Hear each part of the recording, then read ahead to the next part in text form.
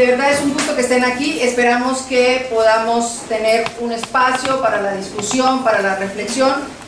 Nuestros ponentes van a hacer una presentación y esperamos que tengan la posibilidad de interactuar con ellos. Agradecemos la visita de los estudiantes de Huixquilucan y de los estudiantes de la licenciatura de Antropología y de los demás investigadores que están aquí, de los estudiantes del posgrado Agropecuarias también. Entonces, para no hacer más a largo, porque ya estamos bastante atrasados, entonces vamos a comenzar con la primera mesa, que es la de Etnohistoria, donde vamos a tener las presentaciones de la doctora Teresa Rojas, del doctor Jaime y de la doctora Magdalena García. Entonces,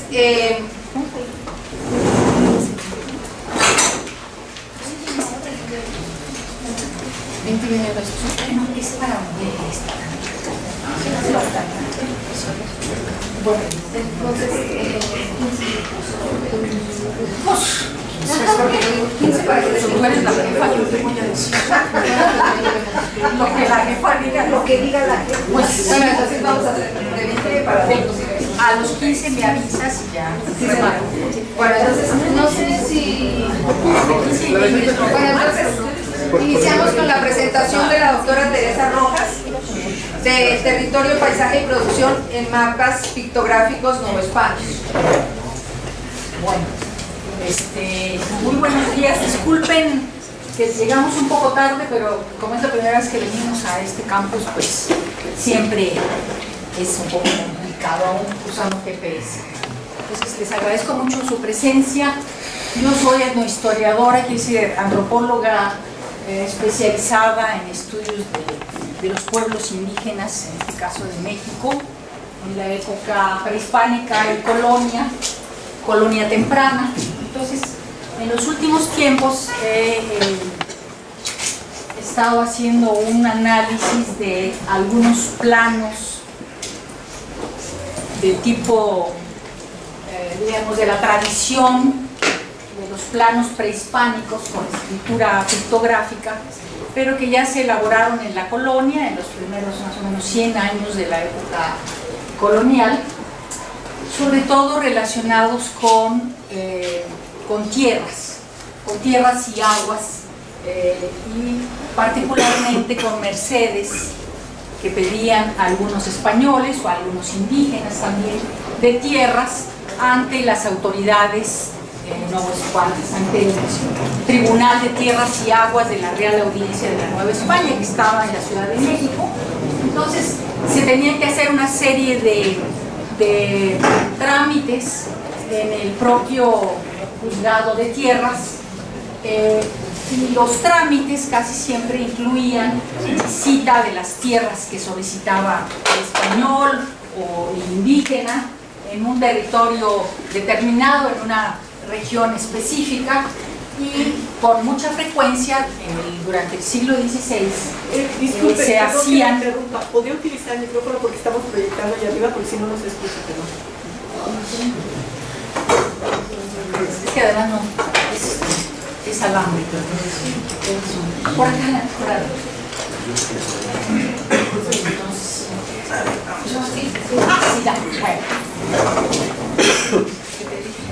Bueno, como decía, normalmente ya se pasó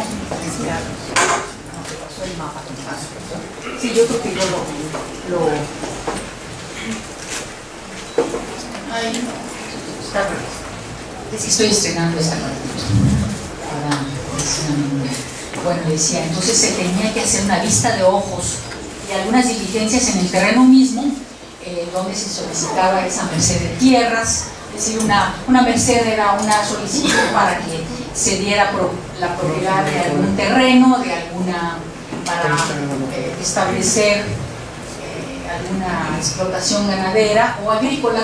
Entonces, a propósito de estos planos que están en el Archivo General de la Nación, por lo menos los que estamos ahora estudiando, pues se pueden hacer algunos estudios muy interesantes e importantes sobre los temas que ahora en este seminario se quieren abordar, que son el tema del territorio, del paisaje y de la producción, en este caso pues agrícola y pecuaria. en el cambio de la época prehispánica a la época colonial. Los planos, como les dije, pues son básicamente del siglo XVI. Entonces vamos a revisar muy brevemente en esta lámina lo que son los objetivos del proyecto de investigación que estoy realizando y que pronto se hará un proyecto ya más amplio con investigadores del Colegio Mexiquense de la universidad, para poder hacer estos estudios de estos mapas que podemos llamar mapas códice, si de hecho son códices, o mapas pictográficos novohispanos del primer siglo colonial, para explorar las posibilidades de este tipo de fuente histórica para reconstruir, como dije, el paisaje en espacios y periodos específicos. Es decir, se trata de estudios de caso, o podríamos decir de microhistoria también, para que nos quedara un poco más claro, si son pequeños espacios, algunos no tan pequeños, como veremos, y estos mapas con elementos pictográficos pues siguieron haciéndose durante la época novohispana por los descendientes de los tlacuilos mesoamericanos. Los tlacuilos, quizá muchos de ustedes saben, son los que escribían pintando. Hay una tradición de escritura o varias escuelas de escritura en Mesoamérica, una de las cuales es la de estas regiones de los altiplanos centrales. Entonces, estos tlacuilos siguieron trabajando en los poblados, en los pueblos de indios de la Nueva España, y colaboraban, eran requeridos, eran invitados a participar en estas diligencias para otorgar mercedes de tierras y de aguas en determinadas regiones o localidades. Bueno, ¿qué encontramos en estos mapas?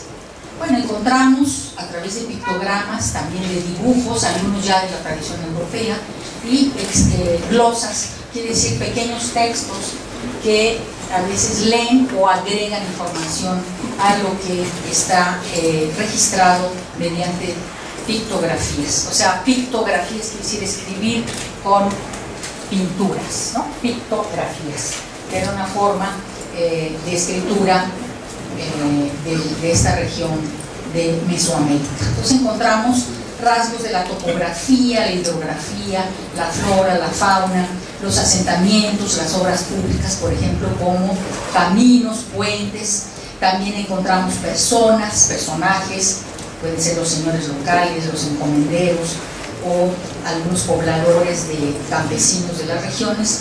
También encontramos maquinaria introducida por los europeos, como molinos, como trapiches, como batanes para paños. Encontramos corrales, también muchos elementos nuevos que trajeron los españoles consigo, asociados a la ganadería. Y encontramos asimismo en ocasiones líneas divisorias de las jurisdicciones políticas, o líneas o parcelas también de propiedades, de terrenos, tanto de las poblaciones indígenas o de los nobles indígenas como de los españoles. Todos estos mapas que estamos estudiando, que proceden del Archivo General de la Nación, están en el contexto de documentos escritos en caracteres latinos, manuscritos, en una letra difícil, porque en el siglo XVI pues, incluso tienen que especializarse en esta lectura, se llama paleografía, es la grafía antigua. Entonces están asociados estos mapas a estos manuscritos, en donde viene pues toda la diligencia para ver si se otorga o no se otorga una merced, o si se da permiso para vender un terreno, o si se da permiso para abrir, por ejemplo, algunas acequias en un sistema de riego. Les voy a enseñar algunos ejemplos para luego, si da tiempo, ver con un poquito más de detalle algunos, particularmente un mapa que es el que ya tengo terminado el estudio, que es el mapa de Azcapotzaltongo número 1, son dos. Este Azcapotzaltongo es un poblado que se llama hoy Villa Nicolás Romero, en el Estado de México, en el norte de la Cuenca.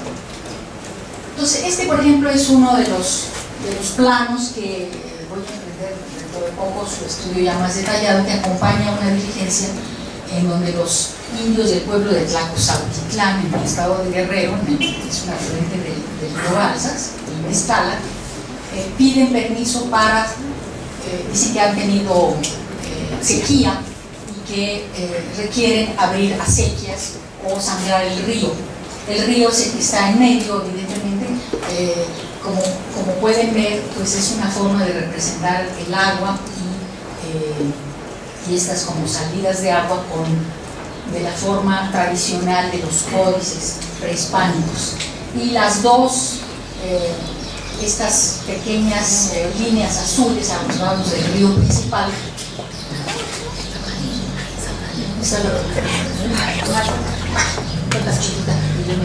bueno, así ya, a ver si la alcanzan a ver, son las dos líneas que están, gracias maestro, son esas acequias que piden los indios de ese pueblo que se pueden hacer. Abajo tenemos la iglesia del pueblo de Tlacozautitlán. Entonces, bueno, es este tipo de mapa códice que puede ayudarnos a conocer cómo era el territorio, cómo era el paisaje en general, tanto incluyendo los aspectos naturales como los aspectos sociales, humanos, del aprovechamiento, la apropiación de la tierra, del agua, las características del entorno natural también es posible estudiarlas.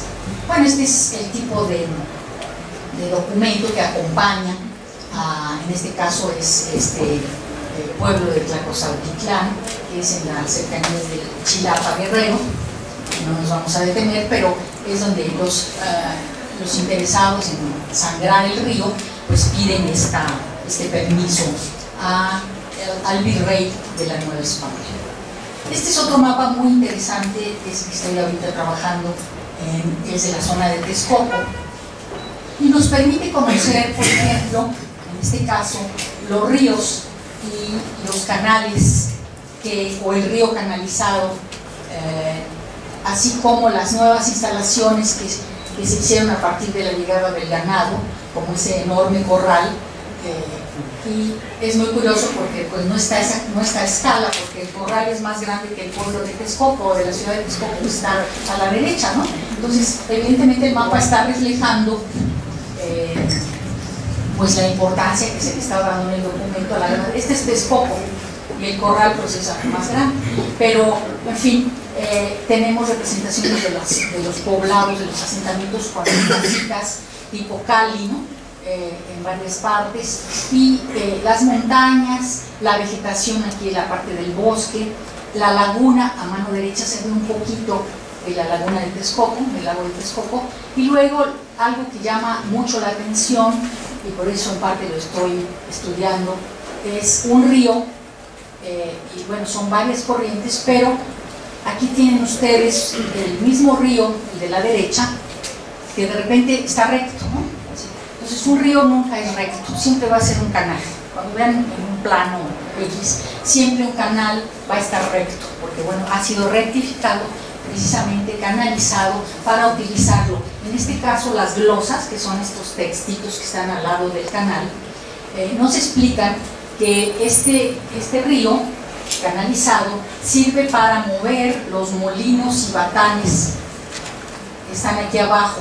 Es muy curioso, es un circulito que ven ustedes en la parte de abajo. Este es el molino y este es la rueda, probablemente que movía, rueda hidráulica, este tipo de nuevos elementos que trajeron los españoles, que fueron los molinos, las máquinas hidráulicas, máquinas giratorias.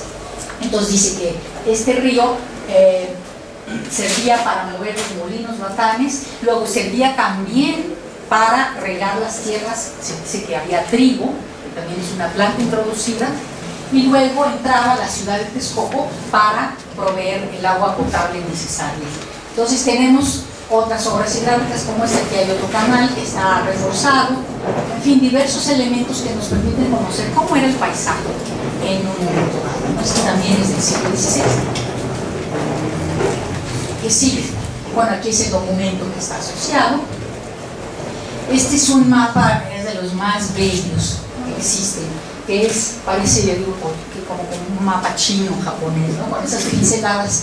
Es una sección de chinampas de la zona de Tláhuac, que se llamaba entonces Cuitláhuac, aquí en el sur de la Cuenca de México, donde hubo chinampas, todavía existen, quien no las conoce, pues suele dar una vuelta a Xochimilco. No son las trajineras, sino eran los terrenos que se hicieron artificialmente en los antiguos pantanos y lagos de la cuenca de México, también en la cuenca, bueno, en varias cuencas de México. Entonces este plano, un español quiere una merced aquí y pide precisamente, esas pinceladas representan las parcelas, que son siempre como islotes largos y angostos, y entonces el español pide que le merceden esta parte que está aquí como delimitada con una línea roja. Estas son las medidas a la manera prehispánica. El sistema prehispánico mesoamericano era vigesimal, no decimal como el que usamos ahora, sino era de 20 en 20. Entonces estas como banderitas quiere decir 20, 20, 20, entonces son las medidas. Este pedazo ya se ve que estaban abandonadas las chinampas porque ha empezado a crecer el tule. Finalmente no le dieron la merced al español, pero gracias a esa petición pues se hizo este plano maravilloso, que realmente es de los más bonitos, con los canales de navegación, las chinampas y los pequeños poblados en islas. Este se llamaba, donde pedía el terreno, Michicalco, que quiere decir la casa del pescado. Es una pictografía que se lee Michicalco. Michi es como Michoacán, pescado en náhuatl, y Cali pues casa, ¿no? Entonces es este tipo de material que nos permite conocer, reconstruir los paisajes pues ya muy transformados, sobre todo con la baja demográfica tan terrible que hubo durante el siglo XVI, con la traída de todas las nuevas enfermedades. Pues la población indígena decreció enormemente, hubo una crisis, y los paisajes y la utilización agraria pues también se transformó tremendamente. Este es otro del estado de Morelos, que es bastante conocido, muy bonito, también de los lindos, donde se ven a los caciques en la parte de abajo del pueblo de Huitzila. Esto sería en la Tlalnáhuac, por Tepalcingo. Actualmente pues se puede reconstruir el paisaje, la existencia de un manantial, pues aquí vemos como un reguilete, un sabino, dice la fuente, que es el Nahuehuete, y las tierras irrigadas. Este también pues era materia del estudio que les cuento de los mapas novohispanos que vamos a, si nos aprueban en CONACYT, a emprender. Y igualmente pues, la referencia es un poblado mediante su iglesia. Entonces, estos les digo son ejemplos. Y este es el que ya terminamos el estudio. Bueno, terminé el estudio de Azcapotzaltongo y de Nicolás Romero actual, del año de 1578. Son dos planos. Este es especialmente interesante y complejo y contiene una serie de elementos, no solo de la utilización del espacio, del territorio con cultivos, como vamos a ver, sino los asentamientos indígenas, los pueblos de indios. El principal pues es el que ocupa la parte central. Este es el pueblo de Azcapotzaltongo, San Pedro, que ocupa la mitad del plano, y hay acá otro, también siempre representado ya por la Iglesia católica cristiana, con su cruz. Son tres poblados. Tenemos también a los encomenderos, algunos de ellos, y otros ya propietarios españoles, que con sus barbas, con su casa. Pero este sí es muy, si no tuviera letreros, pues podríamos decir que es prehispánico, ¿no? Porque aparece, por supuesto, las iglesias, los españoles. Entonces vemos cómo ya ha avanzado la apropiación del territorio por muchos españoles. Vemos otros nuevos pobladores que son los ganados. Aquí estos parecen caballos, pero son, todavía no les salían muy bien, son vacas, o sea, es ganado vacuno, parecen caballitos, ¿verdad? Pero están ya lo que llamamos ahora potrero, en estos terrenos que en los mapas se ponen eriazo, es decir, que está vacío, pero que en realidad son terrenos en descanso, eran terrenos en descanso. Entonces tenemos ganado, también algunas de estos registros en mapas pictográficos. Aquí hay borreguitos, mira, estos están todos hechos una bolita.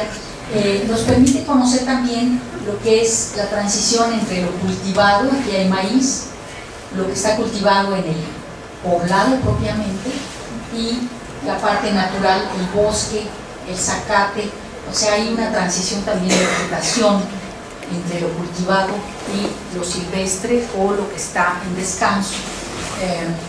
No es tan drástico entre natural y artificial, sino que hay una, en este caso se nota una transición hacia lo más, digamos, natural o lo más, como podría ser este bosque. Y otro elemento muy importante pues son los ríos, también representados como los códices prehispánicos, y los cultivos. Es muy interesante la presencia de estos ríos y nuevamente de una canalización artificial para irrigar. En este caso tenemos trigo, todo lo que se ve azulito quiere decir que está irrigado. Aquí hay ya muchos terrenos bastante grandes con cultivo de trigo con riego. Luego tenemos los caminos siempre van a tener unos piecitos, las huellas de los piecitos, es decir, son caminos todavía no de herradura como posteriormente o en otros planos se observan.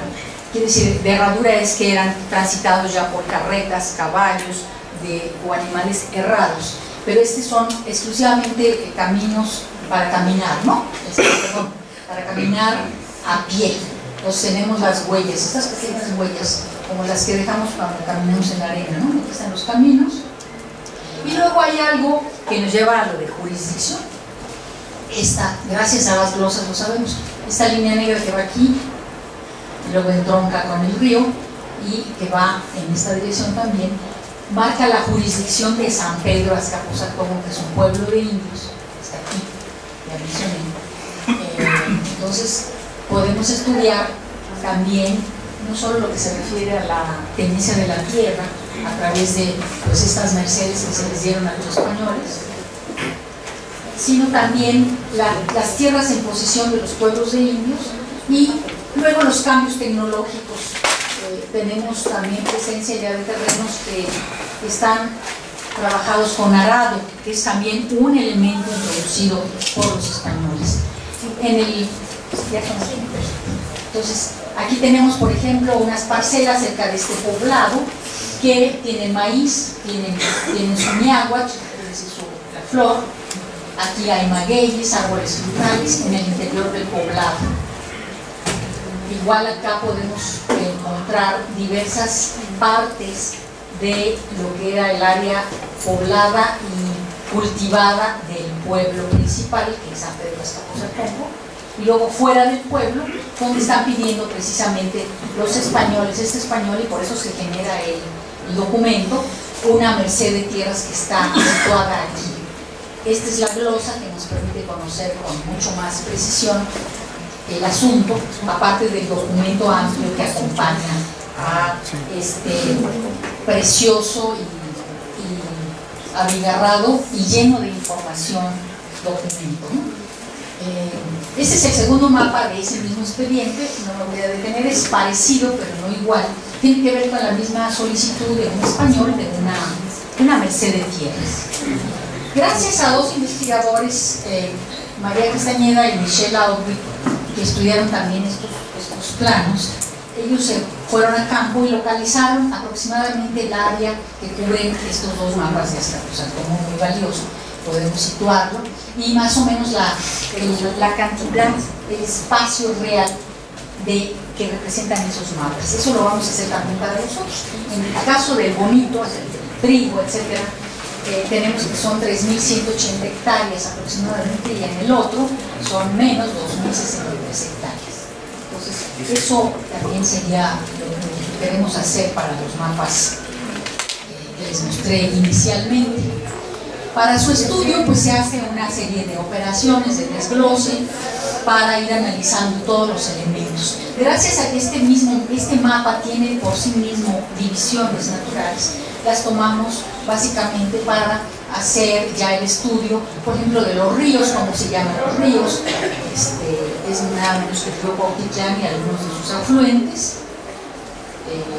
Los pusimos así para que coincida la orientación de los dos mapas, y luego elemento por elemento, los baldíos, que es el pastizal, los términos, que dice la jurisdicción entre Tipusaco, dice ahí Pochaco, le llaman ahora, y es Pozatongo, maíz en espiga, en fin, todos los elementos que es posible identificar de cada uno de las secciones en que yo dividí el plano para su estudio.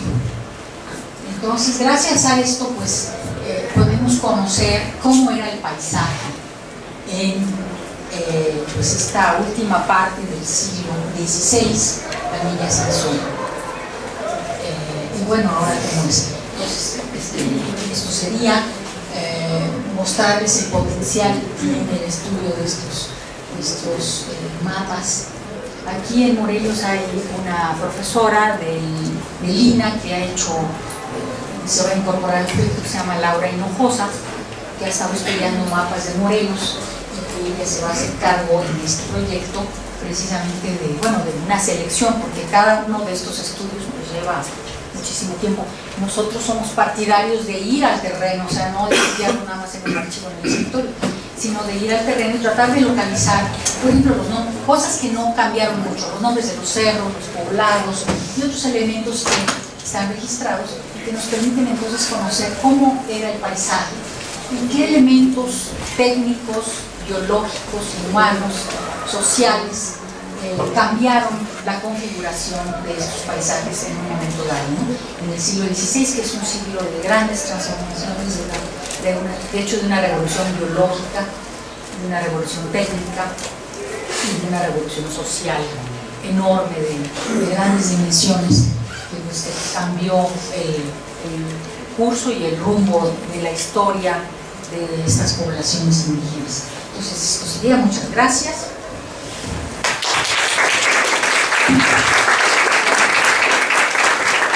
Bueno, gracias a la doctora Teresa por la presentación que nos ha hecho. En medio de la afán por iniciar, se me olvidó hacer los honores de presentar a la doctora y ofrezco una disculpa por ello, pero la doctora Teresa Rojas es una reconocida investigadora del Centro de Investigaciones y Estudios Superiores en Antropología Social, de quien fue directora de este centro. Ha escrito, o sea, aquí no puedo mencionar la cantidad de libros que ha trabajado ella, pero de los últimos que tiene, que son muy interesantes, los ha trabajado sobre tecnología hidráulica en toda su historia.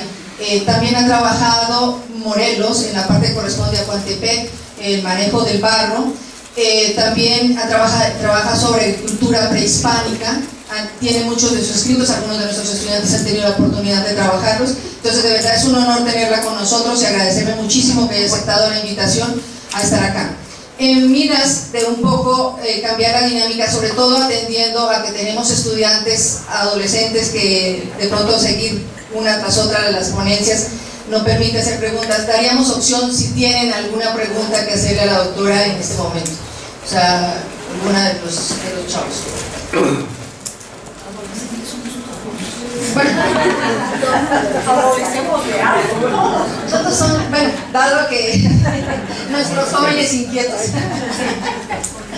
bueno, un poco siguiendo el rol de docente, pero bueno, si hicieran alguna pregunta que quieran hacer, bueno, uno de nuestros jóvenes inquietos. Gracias por los jóvenes inquietos, compartimos con todos. Muy interesante y extraordinario lo que usted hace, doctora. Y una pregunta muy puntual. En esta interpretación de estos mapas, ¿se puede saber con precisión cuáles fueron las plantas introducidas? No, bueno, lo sé yo, entonces por eso la interpreto. Por sí misma, pues está plasmada. En los documentos normalmente no se dice, pero el trabajo de usted es decirnos cuáles, porque por ejemplo ahí dice magueyes, y bueno, sabemos que son mexicanos, ¿no? Pues no hay problema, pero ¿cuáles serían esos magueyes?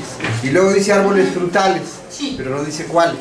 Entonces, algunos lo logré identificar, o algunos, el propio documento lo dice, pero es difícil. Es como, tenemos algunos otros códices, por ejemplo el mapa de las tierras de Ostotilpa, que es de Texcoco. Ahí vienen, por ejemplo, unos registros de los primeros injertos que se hacen en la Nueva España, y entonces viene el árbol de manzana, de membrillo, de pera, creo que de melocotón, en patrones de jocote y de capulín, y gracias a esos registros luego podemos ver si se parecen o no a estos mapas, ¿no? A los registros de estos mapas. Tenemos también representaciones de vides. Es decir, hay algunos otros documentos pictográficos que tienen glosas y gracias a eso podemos hacer comparaciones, pero no siempre es fácil, porque nada más aparecen así unos puntitos. Entonces no en todos los casos los he podido localizar, pero casi siempre usando analogías de otros planos. Y por supuesto, ya en los textos de interpretación se pone cuáles plantas son introducidas para que todo el mundo lo sabe, ¿no? Por supuesto. Y en el caso de géneros como, bueno, el maguey, los agaves, pues no es suficientemente. Es que aparte son como glifos, o sea, se está leyendo metro, no se está leyendo la especie. O los árboles también, normalmente podemos, sobre todo si damos recorridos por la región como es recomendable, se puede medio identificar, por lo menos el género de algunas de las especies, ¿no? Bueno, gracias. Continuamos después las preguntas, entonces. Y bueno, continuamos con el doctor Jaime García Mendoza, con Construcción Histórica del Territorio. Él es profesor investigador de la Facultad de Humanidades en la licenciatura de Historia.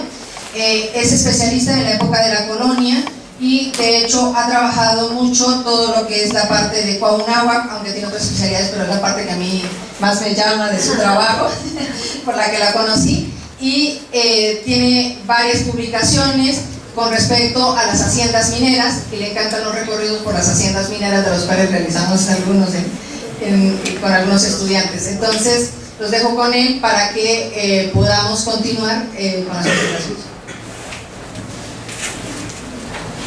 Gracias, agradezco la invitación de la doctora Nora y de su cuerpo académico a participar en este evento.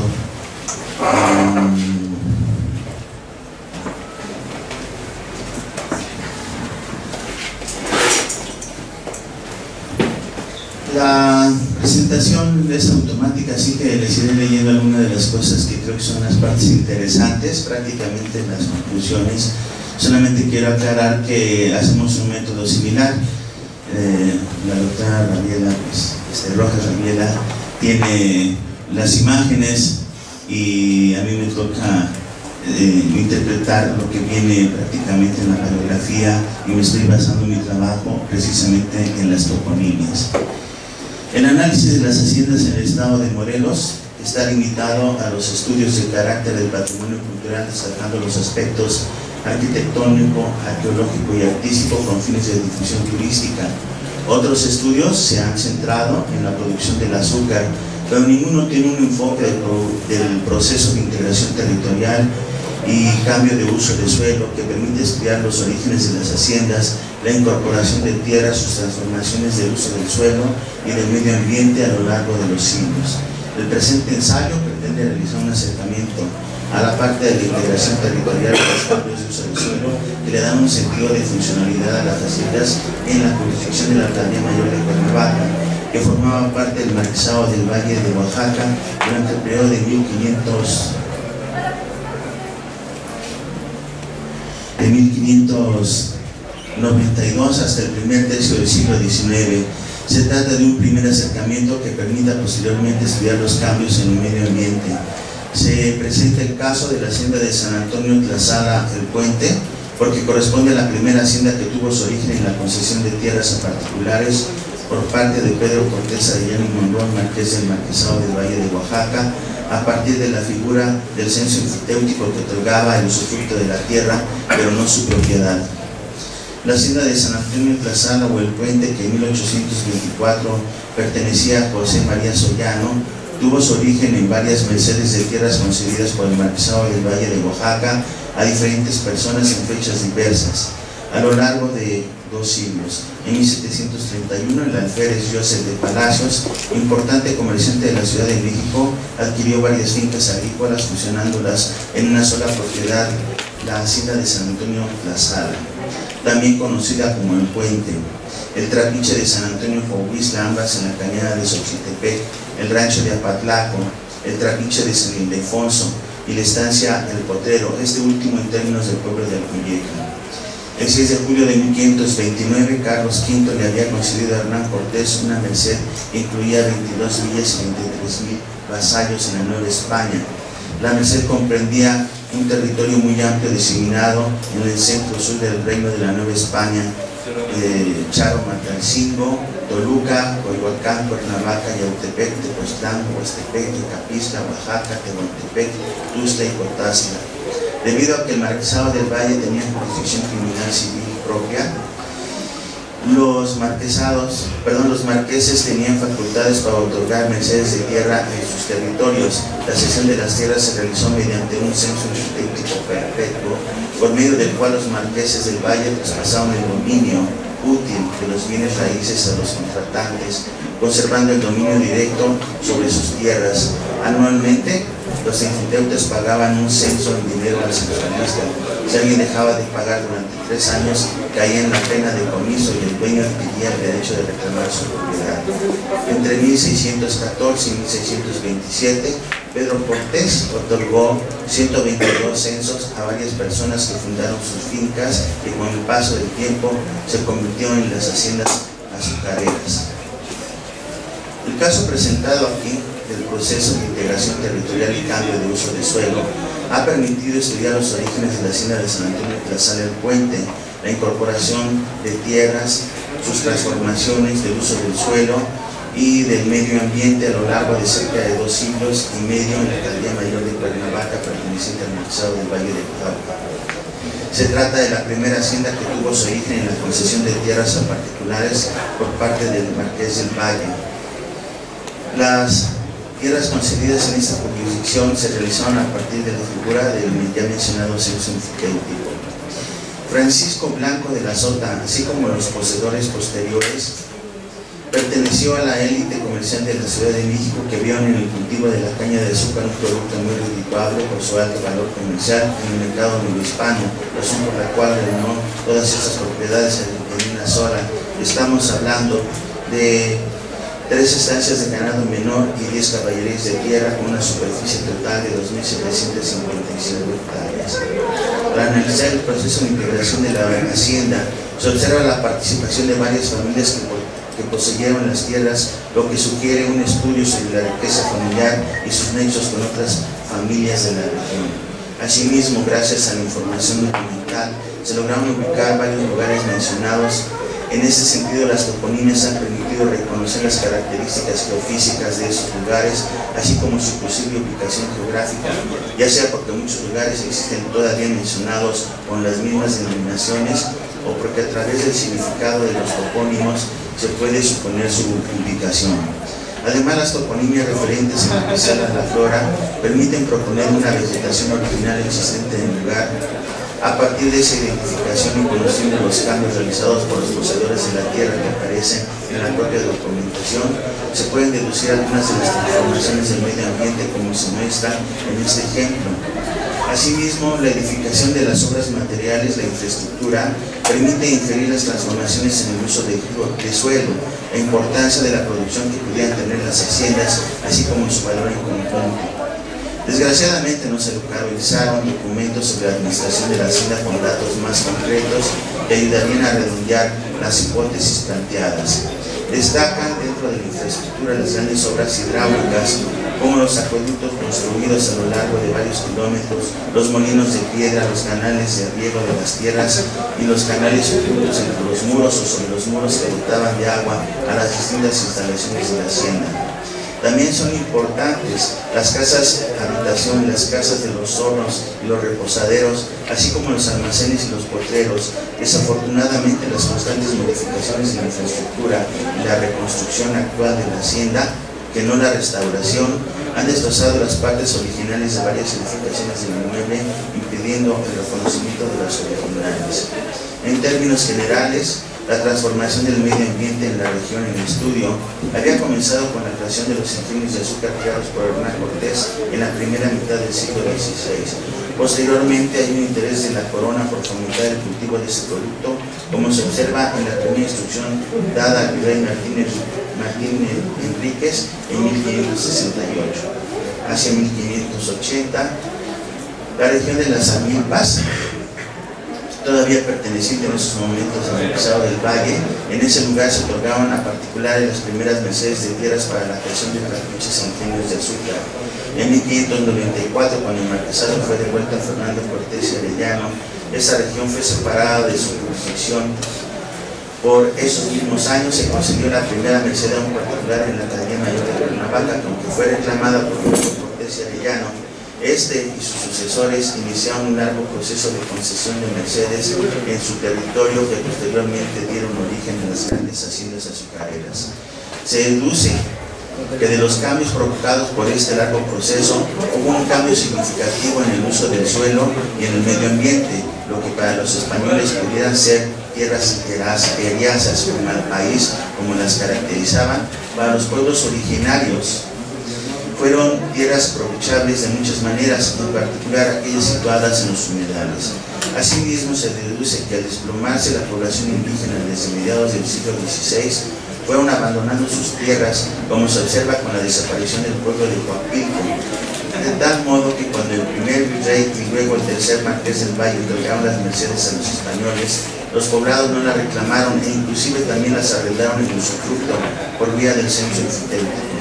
Derivado del proceso de expansión de la hacienda de San Antonio de Sala del Puente, con el paso de los años la población de Coahuila más cercana a la hacienda desapareció, lo más probable es que al ir disminuyendo sus pobladores, los que quedaron fueron absorbidos como trabajadores de la propia hacienda.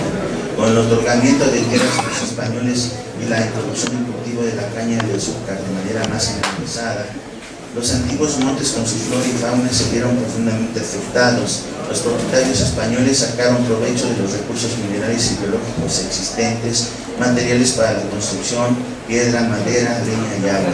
Sobre todo el agua fue un recurso que en aquellos tiempos abundaba como se infiere de los topónimos y de las descripciones de los lugares. Poco a poco el paisaje fue cambiando, sobre todo a partir de la reunión de varias propiedades en un solo bien inmueble. Por último, se infiere que la hacienda de San Antonio Sala del Puente debió tener una producción importante desde mediados del siglo XVI, como se deduce de los valores de compraventa del inmueble que se publicaron en el lapso que corre de 1780 a 1830, de 35,000 a 90,000 pesos. La ubicación de todas esas propiedades en una sola persona dio lugar a un latifundio que perduró hasta principios del siglo XX. Por ahí, en uno de los primeros mapas que vieron, se tomaron las medidas que en escala se pueden reproducir en los propios mapas. Es decir, incluso corresponde a muchos de los topónimos que se presentan. Por ejemplo, ese rancho de Tlaxcala quiere decir la tierra que está en medio, ¿verdad? Efectivamente está en medio no solamente de los ríos, sino también de 4 poblaciones que se encontraban ahí. Otros términos como Apatlaco, quiere decir donde se ensancha, es decir, refiriéndose al río, también efectivamente cuando uno ve las fotografías aéreas, esos lugares se ensanchan. Los lugares que son humedales también están referidos como un lugar que se llamaba Quetzalapa, que quiere decir en el humedal del Quetzal.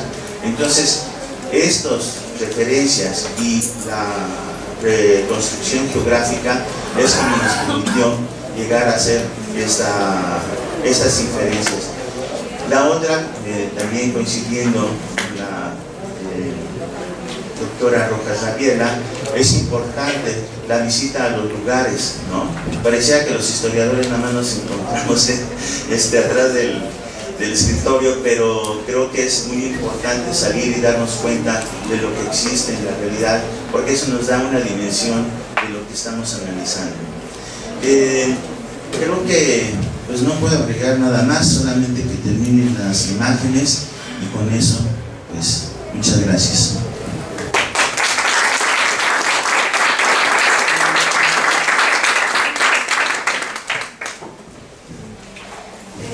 Bueno, vamos a proceder igual, o sea, si por los chicos, si tienen alguna pregunta que hacerle al doctor, ¿no?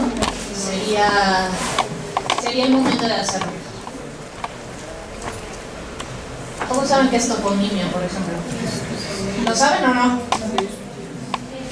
¿Quién dijo sí? Ah, bueno. Los chicos de bachillerato.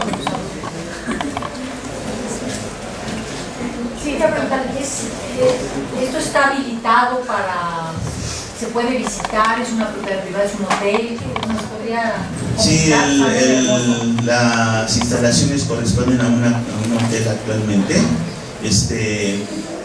que lo reconstruyeron la hacienda, no la restauraron, y en ese sentido pues encontramos muchos problemas para poder identificar las instalaciones originales, ¿no?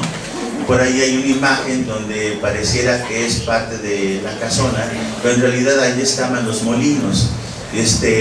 Tuvimos que subir a las azoteas y a los molinos, sacar las fotografías y luego poder ubicarla en donde estaba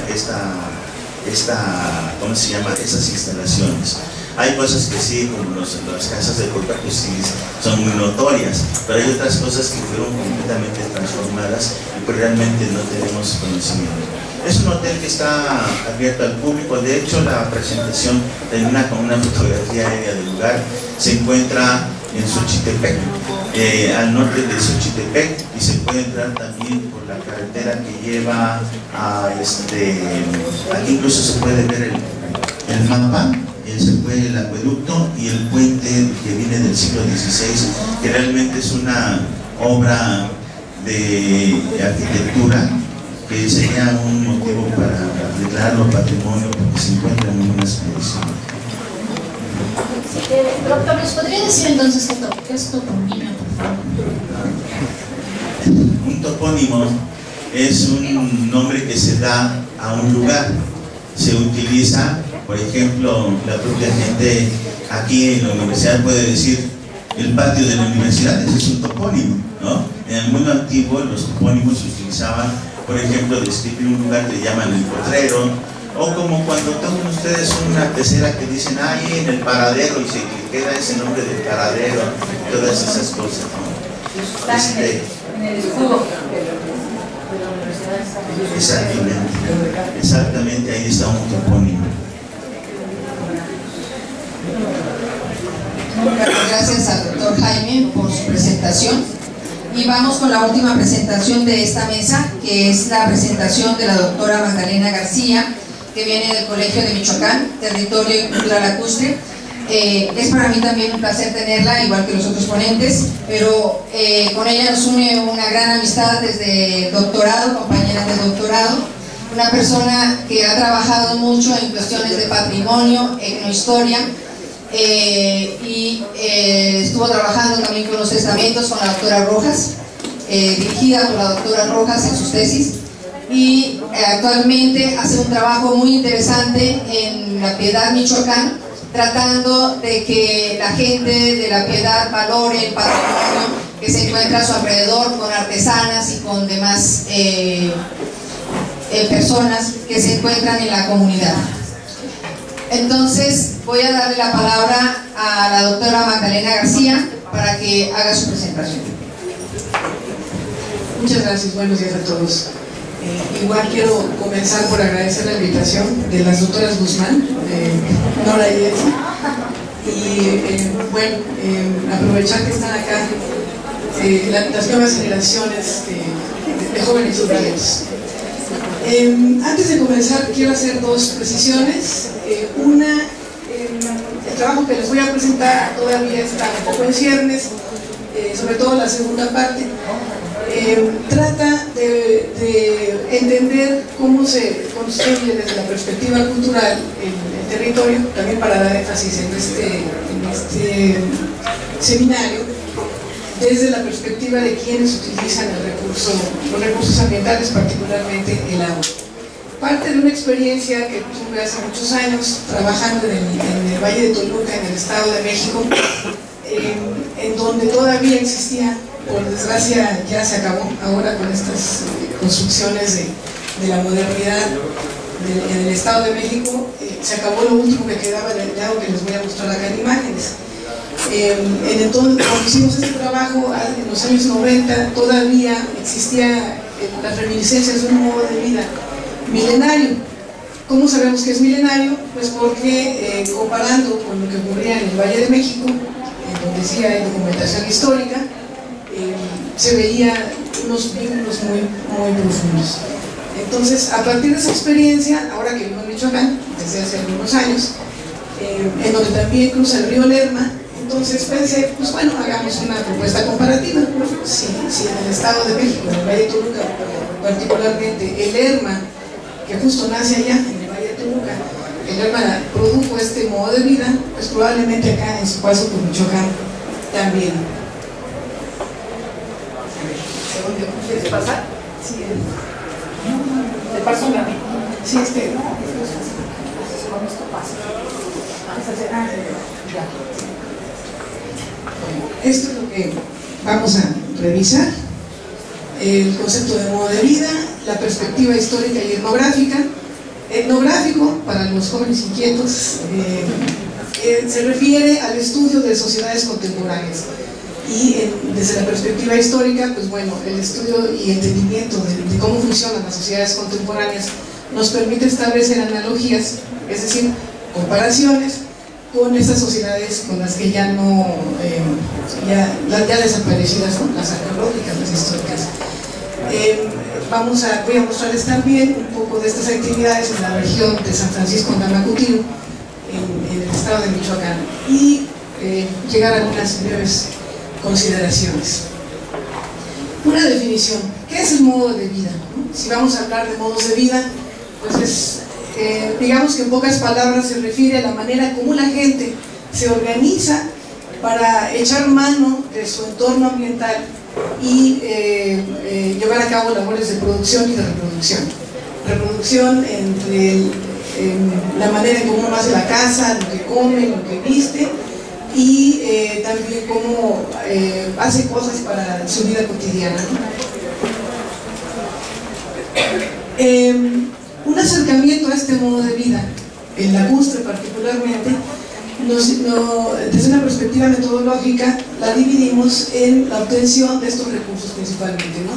Los de pesca, los de caza y los de recolección. Estos recursos pasan por un proceso de manufactura o preparación para poder ser consumibles. Acá está la otra etapa: el uso, consumo, el desecho. Este esquemita es también una propuesta metodológica que